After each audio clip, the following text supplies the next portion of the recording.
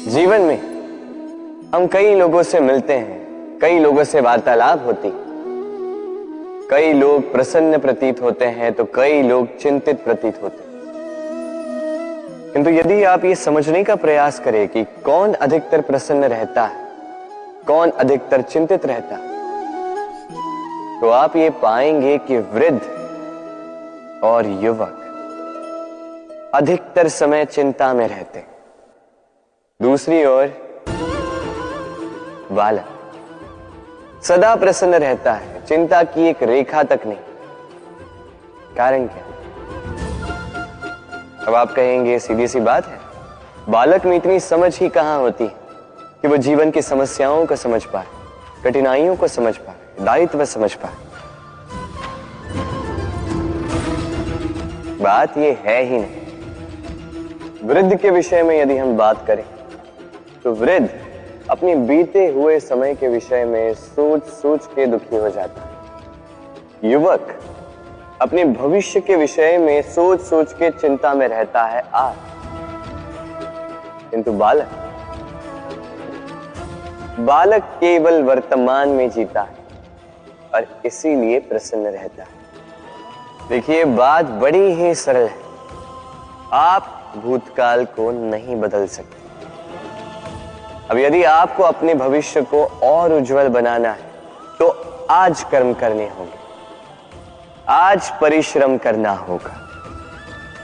तो भूल जाइए ना भूतकाल और भविष्य की चिंता को, वर्तमान का आनंद लीजिए, क्योंकि यही वर्तमान आपका भविष्य उज्जवल भी बना सकता है। यही वर्तमान आने वाले समय में आपका वो भूतकाल बन सकता है जिस पर आपको गर्व होगा। राधे राधे। मेरे दाऊ मुझसे कई बार कहते हैं, कान्हा तुम तो स्वयं नारायण हो, चुटकी बजाते ही यूं ही सब कुछ ठीक क्यों नहीं कर देते? अब दाऊ को क्या समझाऊं? चलिए आप स्वयं सोच के देखिए। सिंह वन का राजा कहलाता है, परंतु क्या सिंह के केवल इच्छा करने से कोई मृग स्वयं चल के सिंह के पास आएगा? क्या स्वयं सज्ज हो जाएगा उसका आहार बनने के लिए? नहीं, कदापि नहीं। किसी भी कार्य को कार्यान्वित करने के लिए आपको प्रयास करने होंगे, परिश्रम करना होगा, तब जाके वो संपन्न होगा। केवल इच्छा से कुछ नहीं होगा। इच्छा से बनते हैं स्वप्न, और उन्हें साकार करने के लिए भी आपको परिश्रम तो करने होंगे। मान लीजिए आपने इच्छा की खाने की, और किसी दानी ने आके आपके समक्ष भोजन रख भी दिया, तब भी उसे खाने का श्रम आप ही को करना होगा। यदि प्रेम की इच्छा भी करो तो निस्वार्थ निश्चल भाव से प्रेम करो। देखिए, आप स्वप्न में तो उड़ सकते हैं, किंतु आपको जीना तो धरातल पर ही पड़ेगा। और यदि धरातल पर आप आगे बढ़ना चाहते हैं तो धरती को पैरों से पीछे ढकेलना ही पड़ेगा। राधे राधे। कस्तूरी उसे धारण करने वाले मृग की नाभि में होती, किंतु वो मृग उस कस्तूरी की सुगंध को लेकर उसे पाने के लिए यहां वहां भटकता फिरता। वो मृग उस कस्तूरी को पा अवश्य सकता है यदि वो स्वयं के भीतर झांक के देखे। अब देखिए, सुर बांसुरी के भीतर ही होते हैं, बस आवश्यकता है तो उसे खोजने के प्रयास की, अविरत चेष्टा। ठीक इसी प्रकार होती है हमारी शक्ति जो हमारे भीतर छिपी।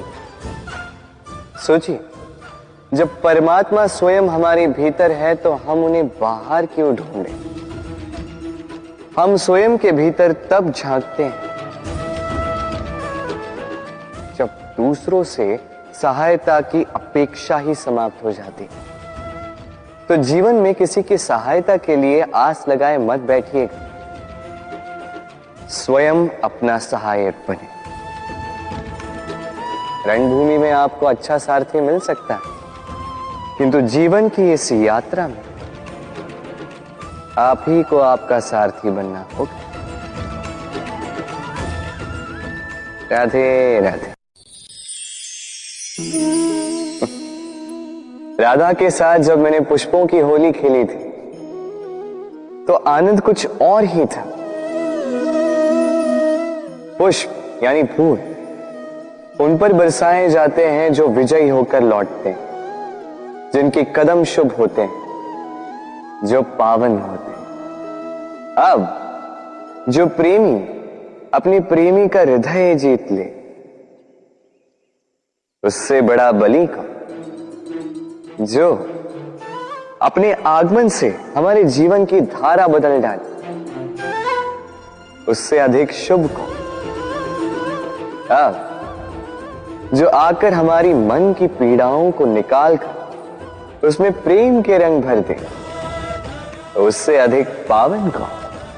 तो हर वो व्यक्ति जो आपके लिए प्रिय है, जिनसे आप प्रेम करते हो, फिर चाहे वो आपकी मां, बाबा, मित्र, भाई बहन, गुरु, उन पर पुष्प वर्षा ना केवल आपको हर्षाए बल्कि उनके मन को भी उल्लासित कर दे।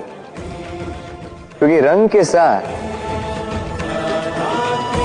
जब सुगंध मिल जाए तो आनंद 2 गुना नहीं 100 गुना हो जाता है। राधे राधे।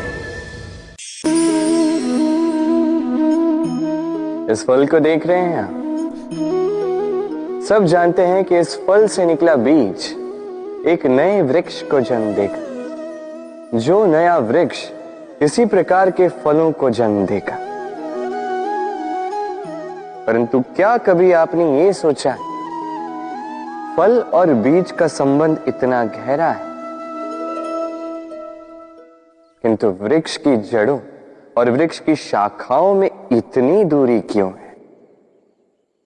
क्योंकि दूरी आवश्यक है।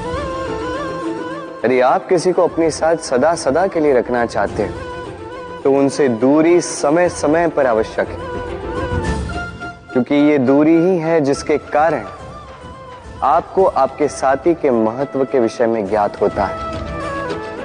ये दूरी ही है जिससे आपको और प्रेरणा मिलती है कि उनसे फिर से मिले। इसलिए स्मरण रखिएगा, दूरियां कदापि बुरी नहीं होती।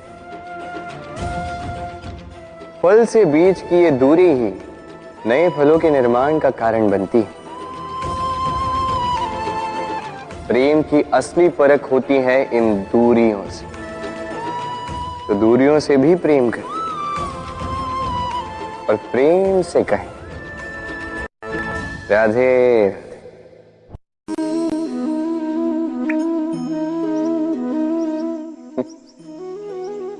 आकाश की वर्षा से गिरी बूंदें बड़ी ही शीतल, मीठी और पवित्र होती, किंतु सबका भाग्य भिन्न भिन्न होता है। अब देखिए, यदि कोई बूंद केले के पत्ते पे गिर जाए तो ओस बनकर ठहर जाती, प्रकृति की सुंदरता बढ़ाती, जीवों की प्यास बुझाती। यदि कोई बूंद सीप में गिर जाए तो मोती बन जाती, और यदि कोई बूंद सर्प के मुख में गिरे तो विष बन जाती। अब सबकी उत्पत्ति एक है किंतु गुण भिन्न भिन्न है। क्यों? कारण क्या है इसका?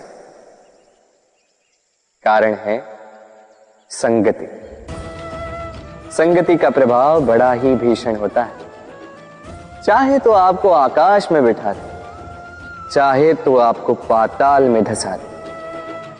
अब वर्षा की बूंदें तो ये चयन नहीं कर पाती कि इनकी संगति क्या होगी, उनका भाग्य क्या होगा। किंतु हम तो मनुष्य, हम तो अपनी संगति चुन सकते। तो सोच विचार करके संगति चुनिएगा। ये चयन आपका होगा और इसका परिणाम भी आप ही को भुगतना होगा। राधे राधे। सर, ये शब्द सुनते ही मन में एक आकार प्रकट हो जाता, एक विष से भरे फुंकारते हुए भयानक से जीव का।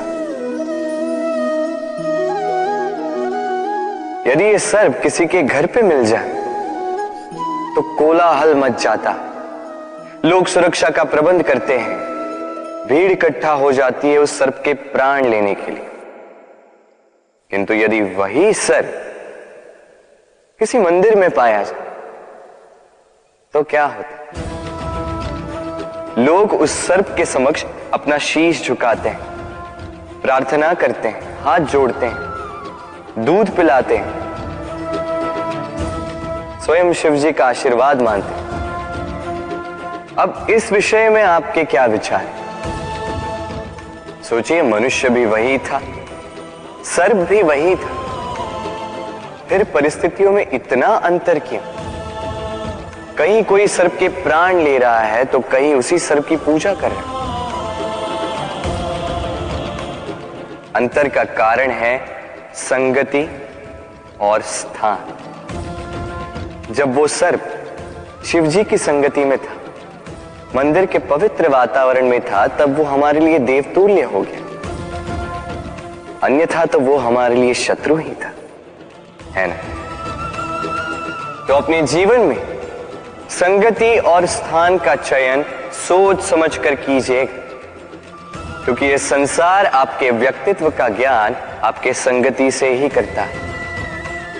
और हां, यहां बात धनी या निर्धन की नहीं है, यहां बात है संस्कारी और सदाचारी के साथ की। सदाचारी का साथ सदैव सम्मान का कारण बनता है। राधे राधे। संसार में ज्ञानी कौन है?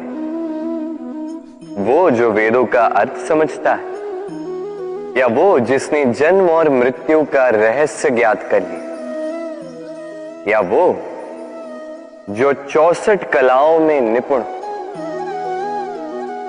नहीं, संसार में ज्ञानी वो जो केवल एक अंतर समझता है, अंतर मान लेने का और ठान लेने का।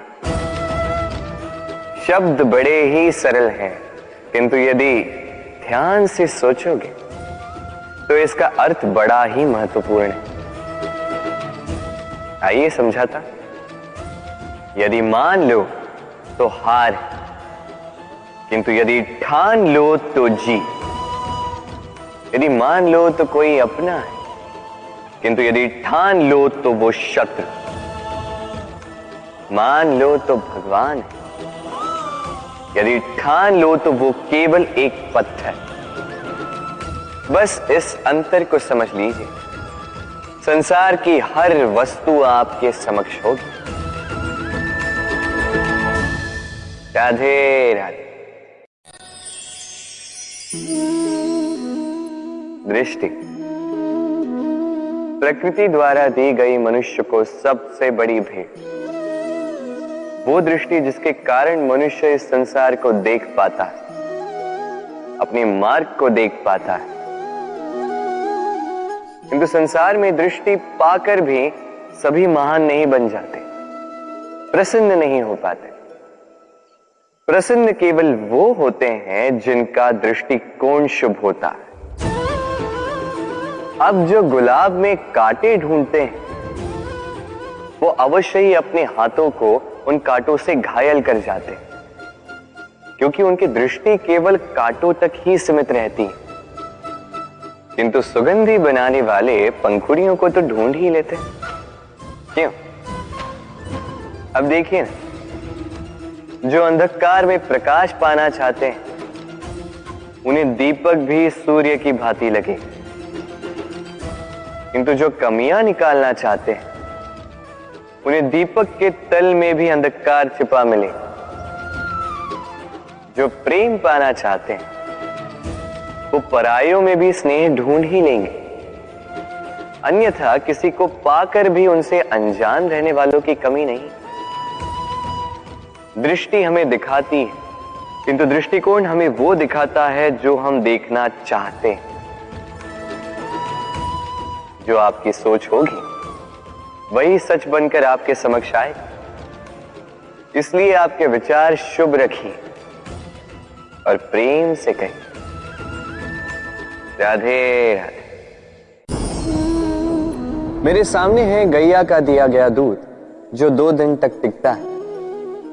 यदि इस दूध को गर्म करके जमाया जाए तो बनता है दही जो 3-4 दिन तक टिकता है। यदि इस दही को मथोगे तो बनता है माखन जो सप्ताह तक चलता है। और यदि इस माखन को ताप दिया जाए तो बनता है घी जो वर्षों तक खराब नहीं होता। अर्थ समझे? ताप और मंथन। जितना परीक्षाओं की कसौटी पर खरे उतरोगे, जितना कठिनाइयों का ताप सहोगे, जितना मंथन की चुनौतियां सहोगे, उतना ही यश, बल और सामर्थ्य बढ़ेगा। तो कर्म करो, कठिनाइयों का सामना करो और मंथन से मन को शुद्ध रखो। मन प्रसन्न होकर बोलेगा, राधे राधे।